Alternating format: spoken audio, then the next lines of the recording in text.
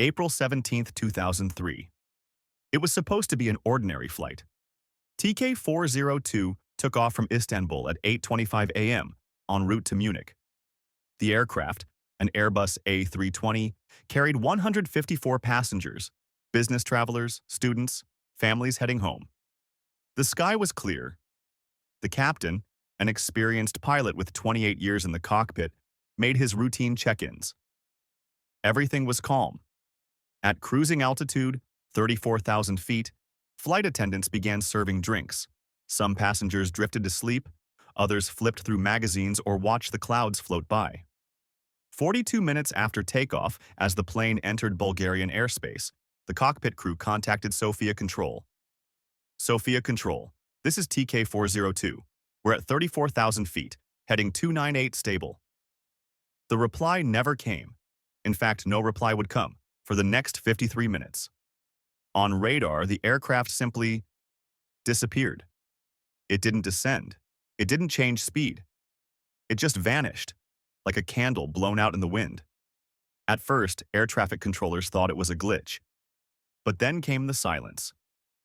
No transponder signal, no emergency call, just a dead channel.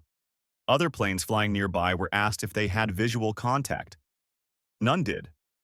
TK-402 was gone. The Bulgarian Air Force was quietly alerted. Scramble orders were being prepared. Then, almost an hour later, a transponder code blinked on a Romanian radar screen. Same flight number. Same aircraft. Same altitude. But now 240 kilometers east of its expected position. Still no voice communication. The plane was flying steadily, calmly, as if nothing had happened. Finally, as it approached Bucharest airspace, ground control made contact. There was a long pause. Then the voice of the captain, trembling but clear. "This is Turkish 402, requesting emergency landing. We've just experienced something unexplainable." Bucharest's Henry Coanda Airport cleared a runway. Emergency teams rolled out. The aircraft touched down smoothly. Nothing seemed broken, but everyone, pilots, crew, and especially the passengers, looked different. Their faces were pale, their eyes unfocused. Most were disoriented, confused. Some thought they had only been in the air for 30 minutes. One woman swore the flight was early. A teenager said the sky turned completely black outside the windows. No stars, no clouds, just darkness. Inside the cabin, every clock had stopped at 9:07 a.m. The flight data recorder showed normal readings until 9:07. Then, nothing. Not a single second of data.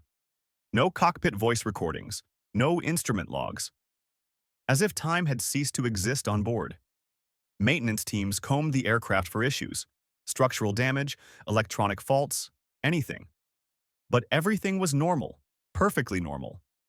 Officials called it a temporary radar loss.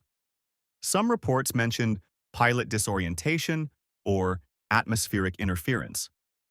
But those who were there, especially air traffic controllers, tell a different story. That plane wasn't just off course. It was somewhere else. We just don't know where. The passengers were interviewed, examined, and released. But some reportedly experienced vivid dreams for weeks afterward. One man claimed he saw a city in the clouds, silent and still.